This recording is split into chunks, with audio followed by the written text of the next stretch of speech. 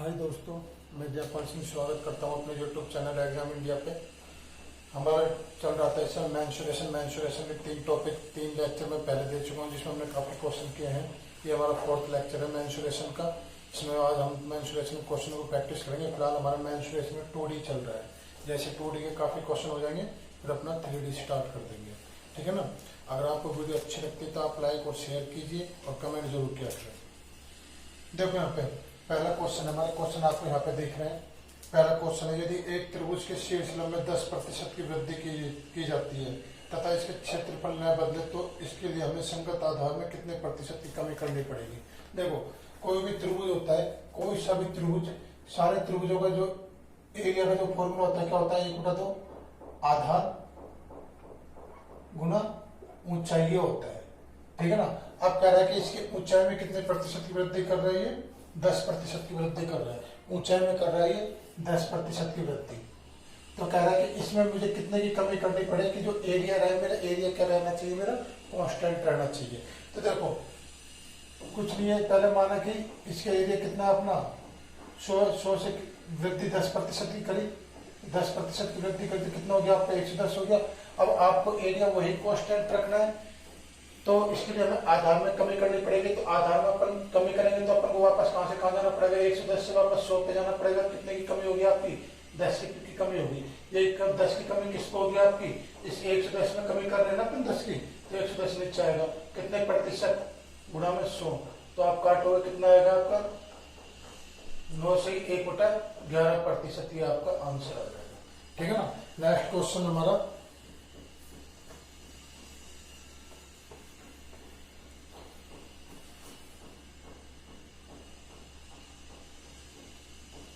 देखो next question हमारा, ABC एक समद्विबाहु समकोण त्रिभुज है। एबीसी एक समद्विबाहु समकोण त्रिभुज है। इसमें कह रहा है इसका कोण बी 90 डिग्री है तथा एसी और एबी को लेकर दो समबाहु त्रिभुज एसीडी और एबीई बनाए गए हैं। तो एबीई तथा एसीडी के क्षेत्रफल का अनुपात ज्ञात करो।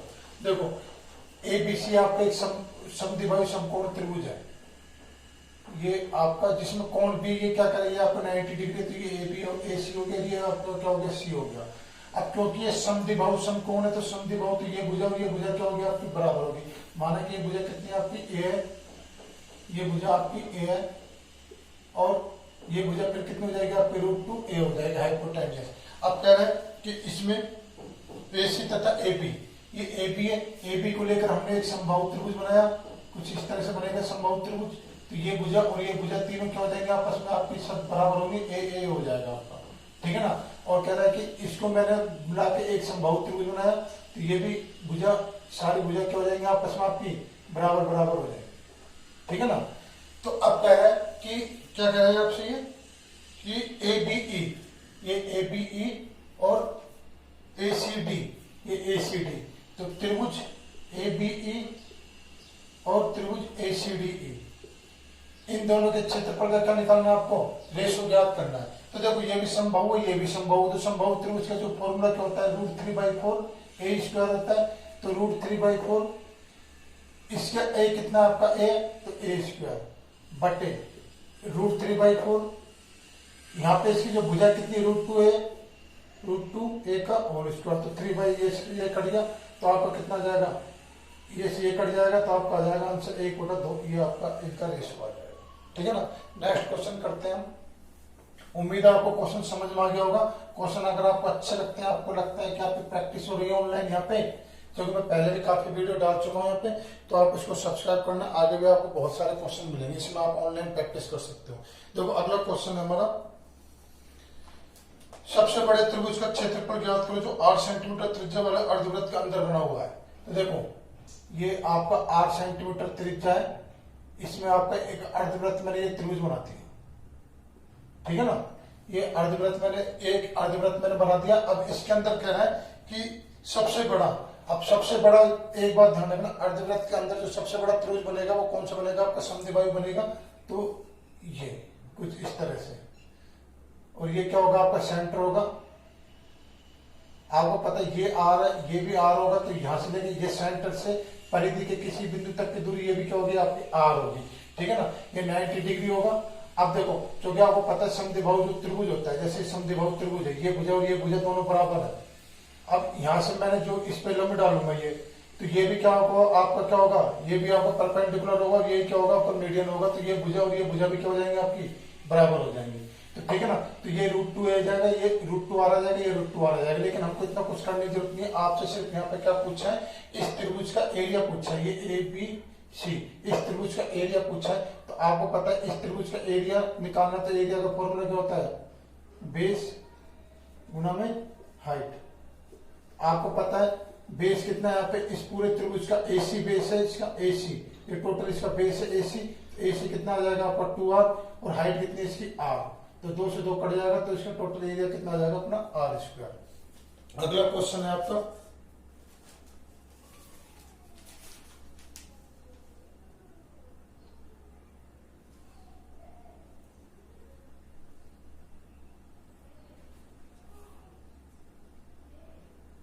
हाँ देखो, अगला क्वेश्चन है कि एक त्रिभुज ABC है जिसका केंद्रक O है, एक त्रिभुज ABC है जिसका केंद्रक O है, और इसमें 3 माध्यिकाएं खींची गई हैं। कौन कौन सी माध्यिकाएं खींची गई हैं इसमें, ADBECF 3 माध्यिकाएं खींची गई है। यदि त्रिभुज AOE का क्षेत्रफल 15 सेंटीमीटर है, तो चतुर्भुज BDOF का क्षेत्रफल क्या होगा।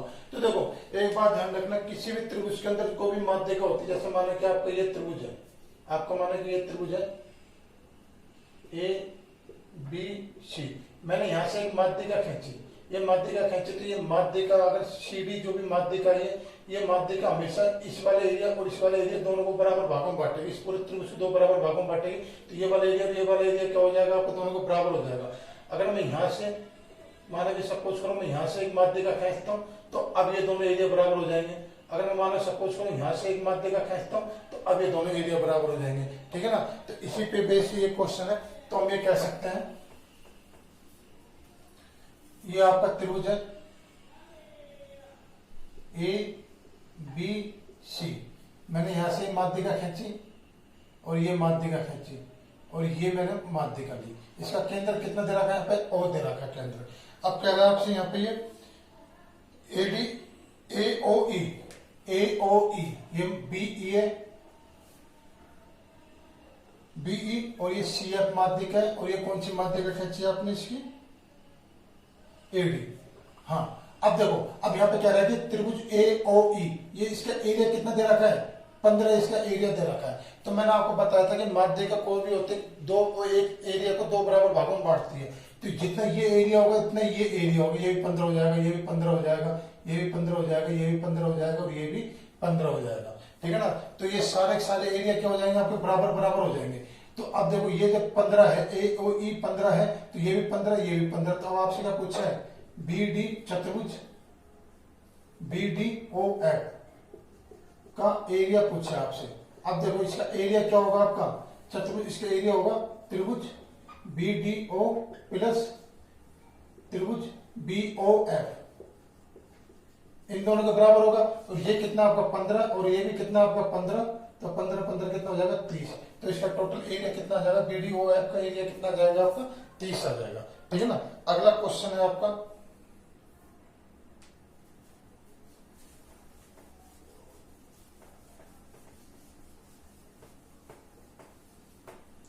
अगला क्वेश्चन देखो, एक समबाहु त्रिभुज ABCD प्रत्येक भुजा 10 सेंटीमीटर है, भुजा BC को D तथा E द्वारा 3 बराबर भागों में बांटा जाता है, तो AD की लंबाई ज्ञात करो। देखो यहाँ पे ये आपका समबाहु त्रिभुज है, A B और ये C, ये 10 है, ये 10 है, और ये भी क्या आपका 10 है। अब इसमें कह रहा है कि भुजा BC को, इस भुजा BC को D तथा E द्वारा 3 बराबर भागों में बांटा जाता है, तो AD की लंबाई क्या ज्ञात करो। देखो यहाँ पे BC को D तथा E द्वारा 3 बराबर भागों में बांट रहा है, तो ये क्या हो गया आपका D, और ये क्या हो गया आपका E। अब देखो ये पूरा का पूरा क्या आपका 10 है, जिसमें से ये कितना आपका 3 बराबर भागों में बांटा, तो ये कितना आ जाएगा आपका 10/3, और ये भी कितना आ जाएगा आपका 10/3, और ये भी कितना आ जाएगा आपका 10/3। भाई कह रहा है ना क्वेश्चन में कि 3 बराबर भागों में बांट रहे हैं, तो हमने 10/3 10/3 10/3 कर दिया। अब आपसे क्या कह रहा है यहाँ पे, अब आपसे कह रहा है कि इस एडी की लंबाई ज्ञात करो, इस एडी की लंबाई कह रहा है आपसे। अब देखो यहाँ पे क्योंकि समबाहु त्रिभुज है तो इसकी सारी भुजाओं की लंबाई कितनी होगी आपकी 10 है, जो कि क्वेश्चन में दे रहा कि ये भी 10 हो जाएगी। अब मैंने माना कि सपोज करो यहाँ से मैंने एक लाइन ये खींची, ये क्या ले लिया मैंने, माना कि यहाँ पे एफ ले लिया, ठीक है ना। अब देखो यहाँ से मैंने एक लाइन खींची एफ, अब ये एफ क्या आपका यहाँ पे समबाहु त्रिभुज में ये एफ ए एफ यही परपेंडिकुलर होता है और ये क्या होती है आपकी माध्यिका होती है। तो अगर हम इसको परपेंडिकुलर मानेंगे तो ये वाला कोण कितना आ जाएगा भाई आपका 90 डिग्री। अब क्योंकि यही परपेंडिकुलर समबाहु त्रिभुज ये क्या होती है आपकी माध्यिका होती है। अब जब ये माध्यिका होती है तो आपको पता है कि डी और ई कुल मिलाकर कितना है 10/3 है, तो डी एफ और एफ दोनों बराबर हो जाएंगे। तो डी एफ कितना हो जाएगा भाई आपका यहाँ पे, आपका डी एफ हो जाएगा ये 10/3 और इसको 2 से भाग कर दो, कितना आ जाएगा आपका टोटल आपका आ जाएगा यहाँ पे 5/3। तो मैं कह सकता हूँ डी एफ बराबर कितना आ जाएगा मेरे यहाँ पे 5/3 ही आ जाएगा डी एफ। अब क्योंकि आपसे यहाँ पे एडी पूछा है तो देखो आपको ये इसकी वैल्यू पता है 5/3, ये 5/3 आ जाएगा, ये आ जाएगा आपका 5/3, ठीक है ना।